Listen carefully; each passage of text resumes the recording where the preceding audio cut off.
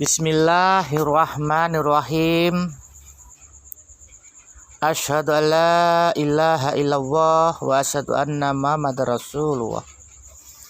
Allahumma shalli ala sayyidina Muhammad wa ala ali sayyidina Muhammad wa ummati sayyidina Muhammad.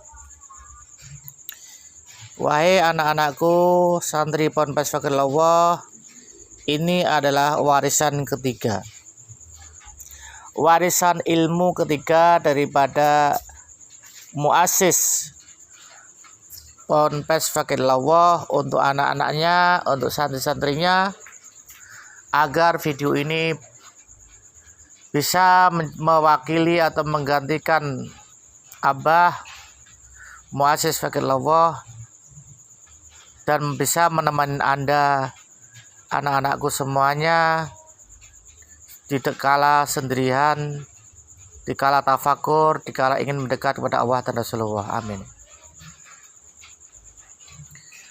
Warisan ilmu ketiga adalah jenis-jenis kematian yang ada di masyarakat dan jenis-jenis kematian yang ada di sedunia.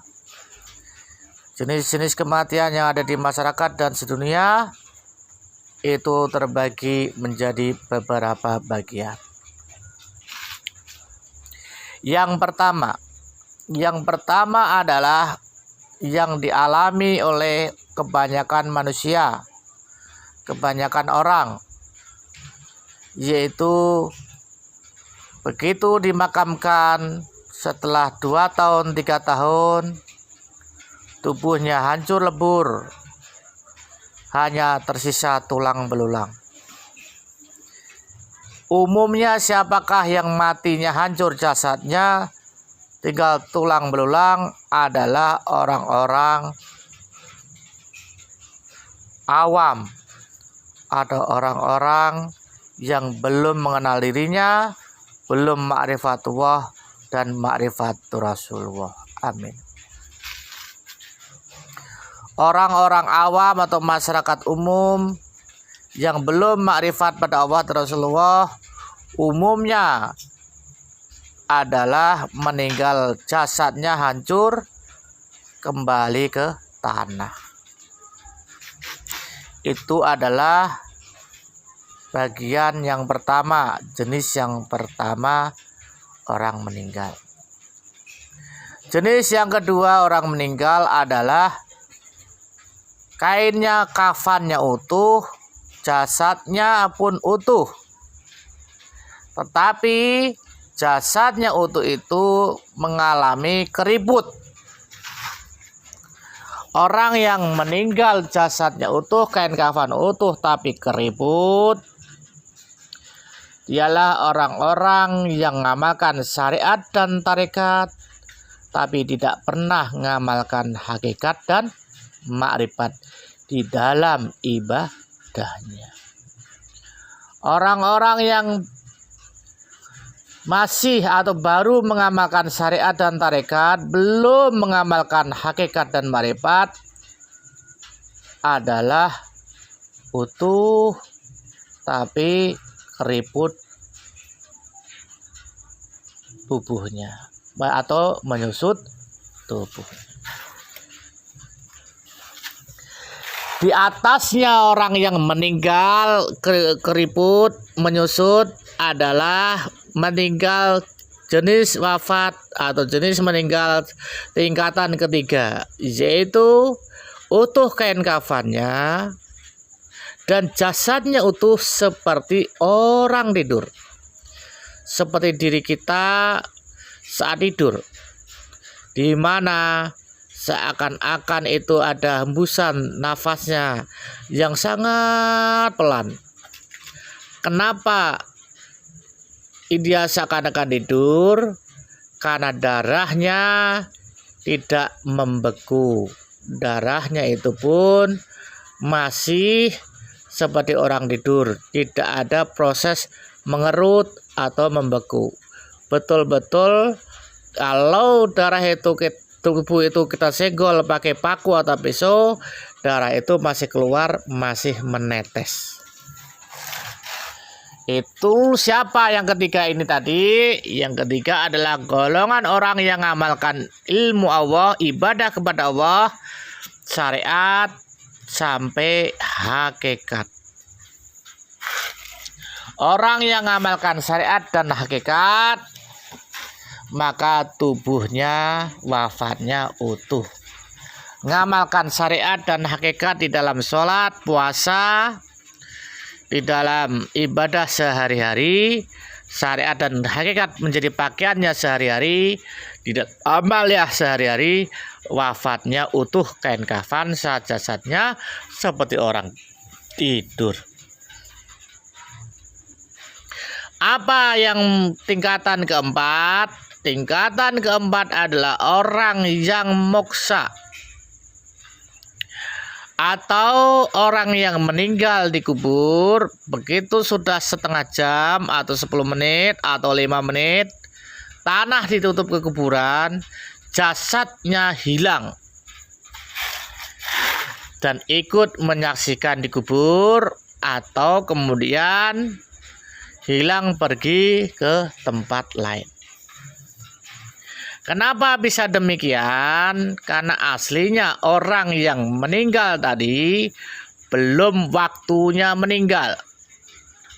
Dia menggunakan ilmu ilmu pindah sekejap, sebagaimana ilmu-ilmu keramatnya para wali Allah. Begitu ditutup, dia memakai ilmunya pindah sekejap dan ilmu halimunan, sehingga dia menyaksikan dirinya itu ditutup jasadnya dengan tanah, padahal dia belum meninggal, tapi pura-pura seakan meninggal. Kenapa kok harus demikian?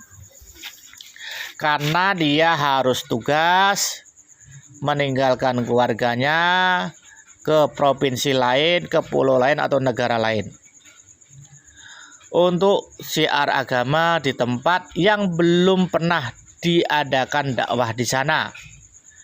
Tempat-tempat yang belum diadakan dakwah di sana, yang memungkinkan tidak pulang bertahun-tahun, sehingga dia itu adalah pamitannya kepada keluarganya seakan-akan meninggal. Kita menyaksikan meninggal, ya kan? Kemudian setelah 5 menit 10 menit jasadnya hilang, dia keluar dari makom dengan ilmu bedah tempat, kemudian dengan ilmu halimunan dia menyaksikan makamnya. Orang yang tergolong mati bedah tempat. Atau orang yang mati bedah tempat adalah dia menjadikan pohon pisang dengan ilmu malih rupa seperti wujud dirinya, sedangkan dirinya sendiri menggunakan ilmu halimunan, sehingga yang dikuburkan adalah pohon pisang karena sudah dirubah seperti wajah dirinya. Seperti Nabi Isa alaihissalam, saat dia dipasung, saat Nabi Isa diikat di tiang palang, itu diserupakan manusia orang lain yang wajahnya diserupakan Nabi Isa alaihissalam. Itu namanya ilmu malih rupa. Cuma kalau ini adalah ilmu yang malih rupa adalah pohon pisang dengan ilmu Allah, keramat dari Allah, dirubah pohon pisang serupa dirinya. Kelompok yang ini disebut mati pindah tempat. Aslinya masih belum meninggal atau belum wafat. Karena apa? Karena dia akan tugas ke daerah lain. Kalau raja-raja disebut moksa, padahal dia akan pindah tugas dari daerah lain. Meninggal yang berikutnya adalah meninggal yang kelima adalah meninggal dia masuk ke liang lahat, terus betul-betul dia meninggal sak jasadnya dia naik ke langit, sak jasadnya dia meninggalkan bumi masuk alam barzah, alam kubur, kemudian dari alam kubur masuk ke alam barzah, kemudian naik ke langit dari 1 sampai langit 7. Itulah 5 jenis, 5 tingkatan orang meninggal. Siapakah contoh-contohnya yang ada di sekitar kita? Contoh untuk yang meninggal utuh bisa kita tanyakan kepada penggali kubur yang ada di sekitar kita. Seringnya penggali kubur menyaksikan ada yang wafat sekian puluh tahun, kain kafan masih utuh dan jasadnya masih utuh, tapi keriput. Atau penggali kubur menemukan orang yang dimakamkan, kemudian sekian puluh tahun dibuka, masih utuh kain kafan sak jasadnya, dan jasadnya seakan-akan tertidur nyenyak.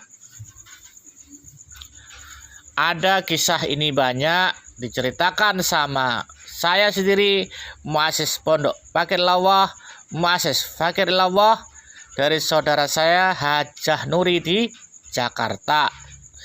Dia ceritakan ayahnya sudah meninggal kurang lebih 10 tahun.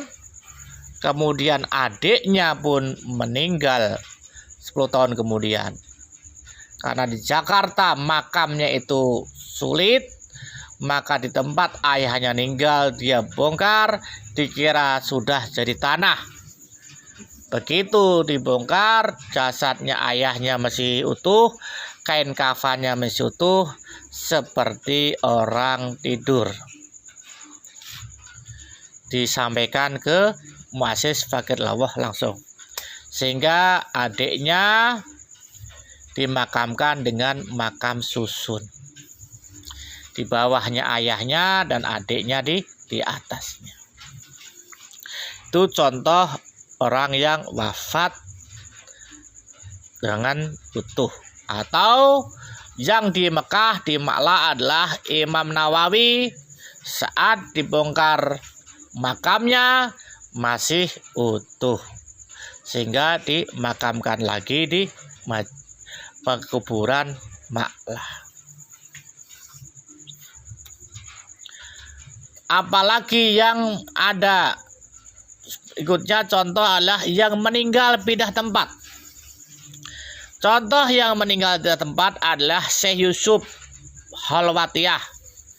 Syekh Yusuf Goa dari Waliullah dari Sulawesi.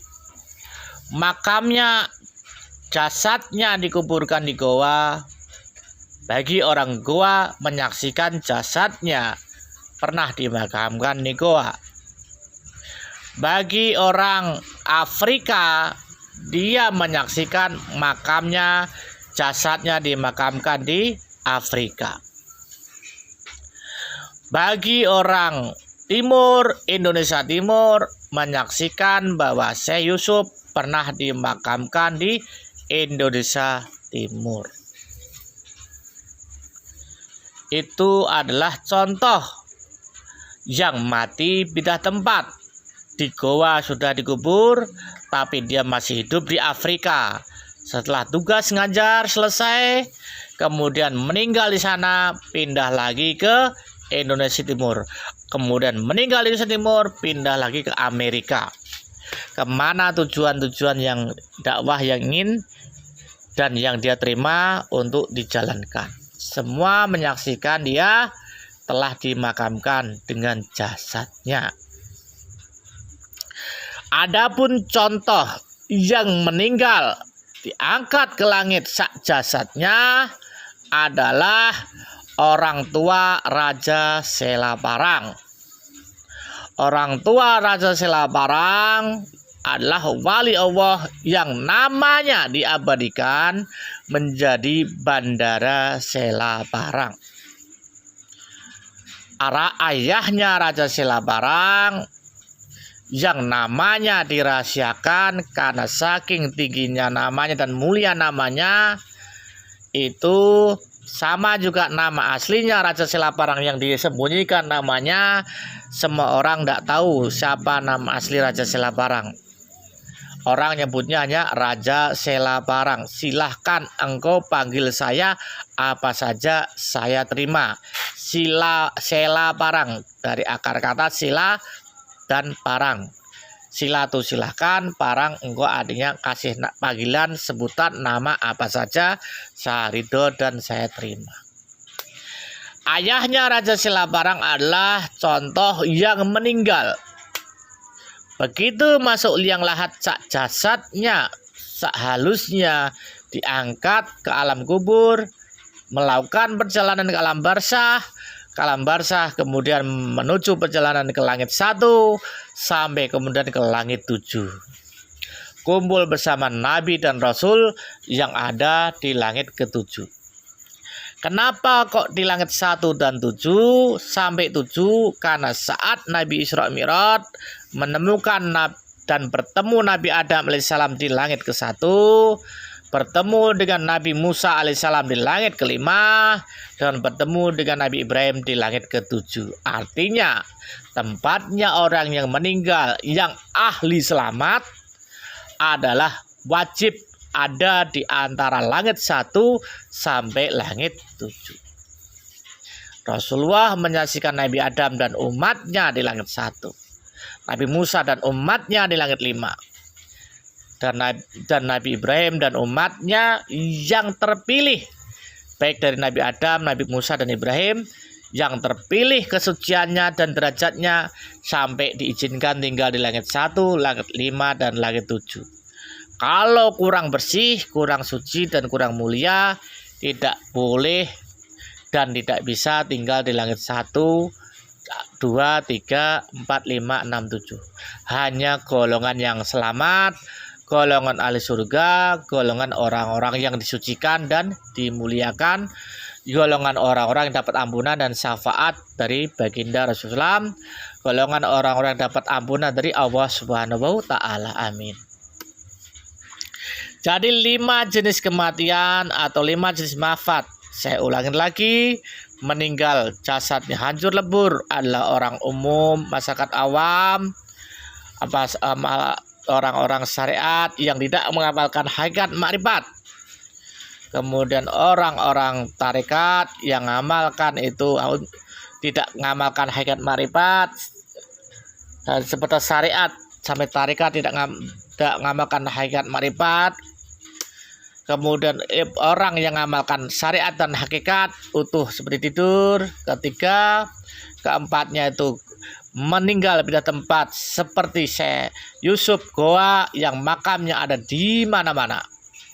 Kemudian yang terakhir mati atau wafat, meninggalkan bumi menuju alam kubur, alam barzah, sehingga naik ke langit 1 sampai langit 7 adalah ayah kandung daripada Raja Selaparang.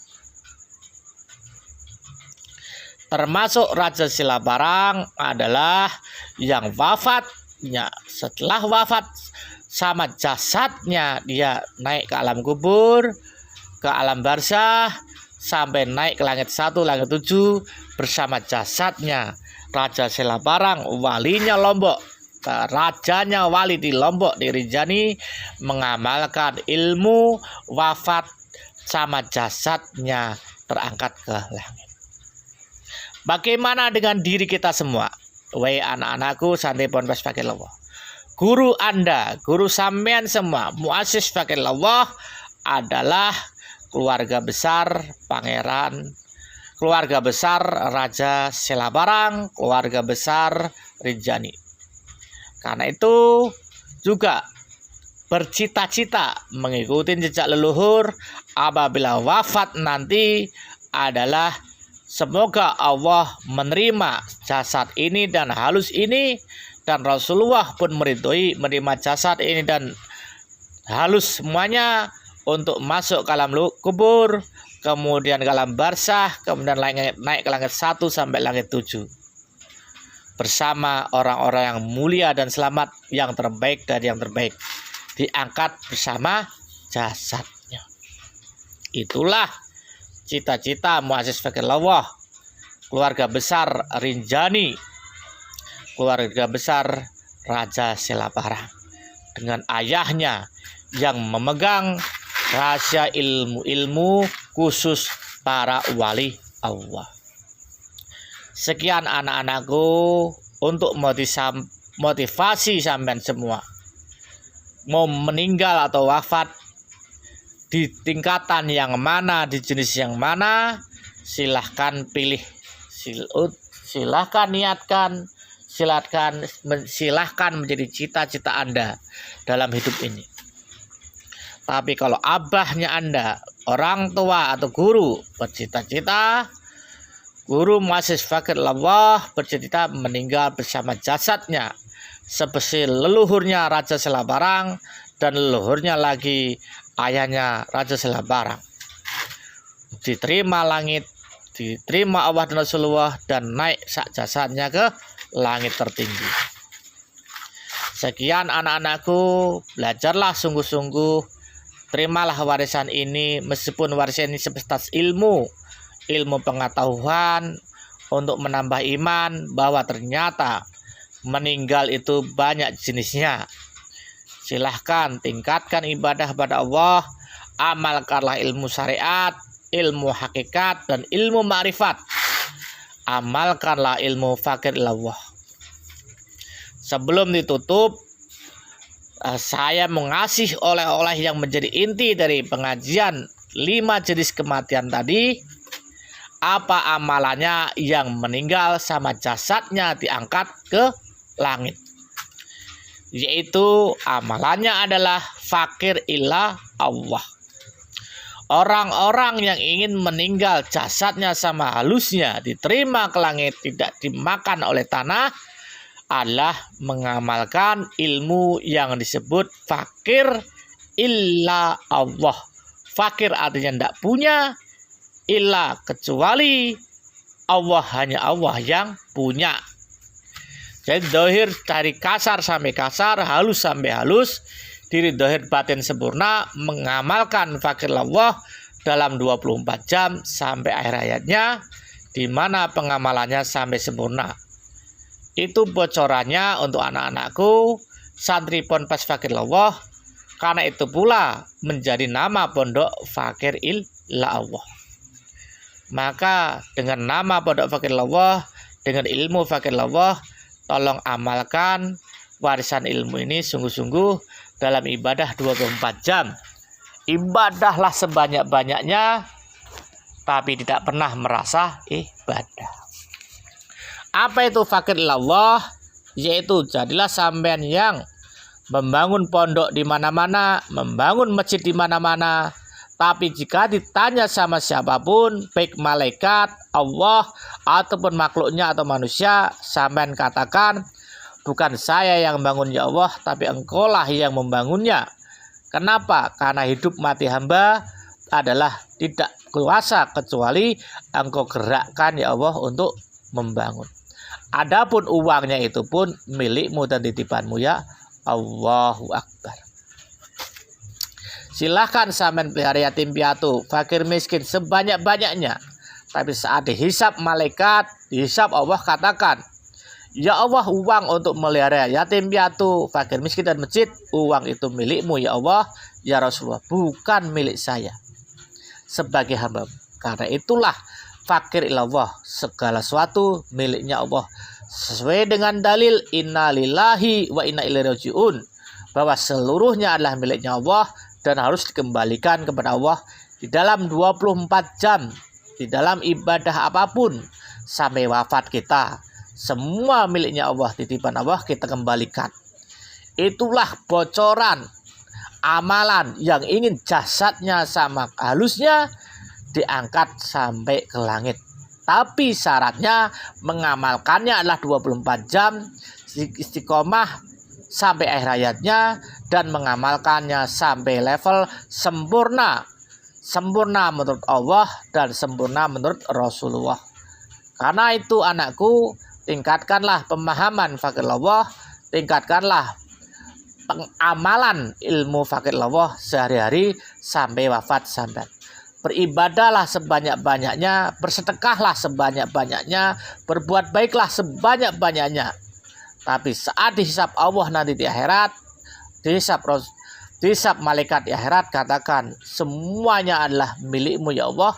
Uang yang untuk beribadah, yang untuk sedekah, yang untuk haji, yatim piatu, fakir miskin dan bikin pondok bukan milik hamba, milikmu dan titipanmu ya Allah. Dan waktu di dunia hamba telah kembalikan kepadamu ya Allah. Selama-lamanya saya sebagai hambamu tidak punya apa-apa. Termasuk nyawa di kandung badan adalah titipanmu ya Allah dan milikmu ya Allah. Termasuk kekuatan di dalam diri ini semuanya adalah titipanmu ya Allah dan milikmu ya Allah. La haula wala quwata illa billah. Dan semua yang melekat di diri, di nama diri, di sifat diri dan di perbuatan diri, termasuk keluarga, harta benda, semuanya itu adalah titipanmu dan milikmu ya Allah. Dan waktu di dunia dulu sudah kami kembalikan kepadamu sampai wafat kami. Itulah jawaban ya dihisab di akhirat, agar hisabannya semudah-mudahnya. Dan ilmu tadilah bocoran bagi yang ingin jasadnya terangkat, jasadnya jamaah halusnya itu diakui miliknya Allah, titipan Allah. Dan kembalinya nanti saat wafat jasad dan halusnya diangkat ke langit. Sekian saudaraku, murid-muridku, anak-anakku semua, tolong diamalkan dengan sebaik-baiknya ilmu fakir ilallah, dengan niat untuk mengharap itu Allah dan mengharap itu Rasulullah. Wassalamualaikum warahmatullahi wabarakatuh. Al-Fatihah.